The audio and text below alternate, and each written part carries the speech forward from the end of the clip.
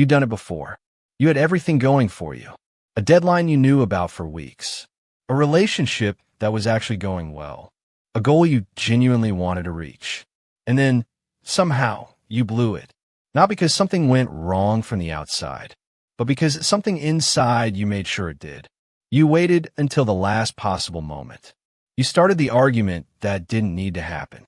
You quit right before the finish line. And the worst part? You knew what you were doing. Maybe not consciously, but somewhere underneath, you knew. This isn't laziness. This isn't stupidity. This is something far more specific, far more uncomfortable, and far more common than most people want to admit. This is self-sabotage. And the reason it happens will make you question everything you thought you knew about why people fail.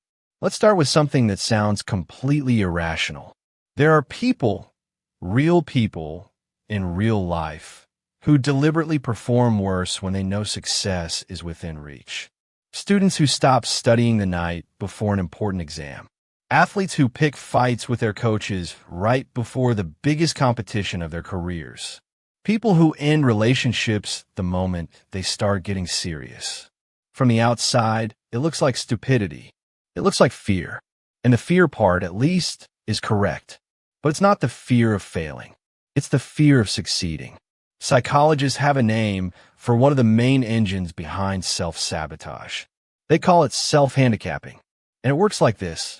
When you don't try, when you stay out late the night before, when you don't prepare, when you pick the fight instead of having the real conversation, you create an excuse in advance. A safety net made of reasons. If you fail, it wasn't because you weren't good enough. It was because you were tired. Because the timing was wrong. Because something got in the way. The failure gets explained away. And your self-image stays intact.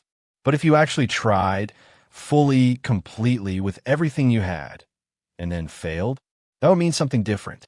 That would mean maybe you just aren't good enough. And that possibility, for a lot of people, is too terrifying to risk finding out. So the mind does something clever. Cruel, but clever. It manufactures obstacles.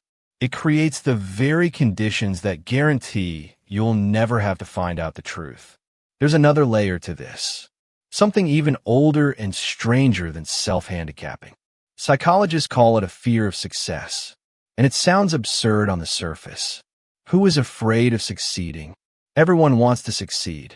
But here's what success actually brings. New expectations. New responsibilities.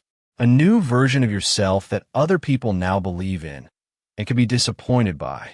When you're struggling, when you're still trying, people root for you. There's something safe about being the underdog. Nobody expects much from you, and nobody can be let down by you. But the moment you succeed, the bar moves. The safety net disappears. Suddenly, there is a new standard to maintain, a new identity to protect, and a whole new set of ways you can fall short. For some people, staying just below the finish line is the only way to keep that feeling of safety alive. Here's where this gets personal. Self-sabotage doesn't always look dramatic. It doesn't always look like blowing up a relationship or failing a major exam. Sometimes it looks like procrastination that never seems to end. A habit you've been meaning to break for 2 years. A conversation you keep putting off. A dream you keep saying you'll start on Monday. Small, quiet, everyday ways of making sure things don't quite work out. Not because you're lazy, but because some part of you has decided that staying where you are is safer than risking what comes next. So what do you do with this? Knowing about self-sabotage doesn't automatically stop it. The patterns are deep. Some of them were formed before you were old enough to understand what you were learning. The child who was criticized every time they did well eventually learns that doing well leads to pain. The person who grew up in chaos learns that stability is suspicious, that something must be wrong if things are going right. These aren't character flaws. They are adaptations, things your mind learned to do in order to protect you. The problem is that the protection outlasted the danger.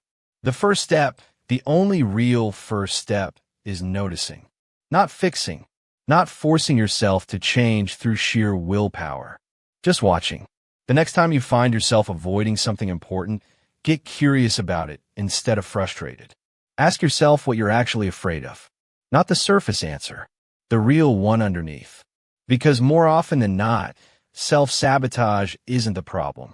It's the solution your brain came up with to a much older, much quieter fear.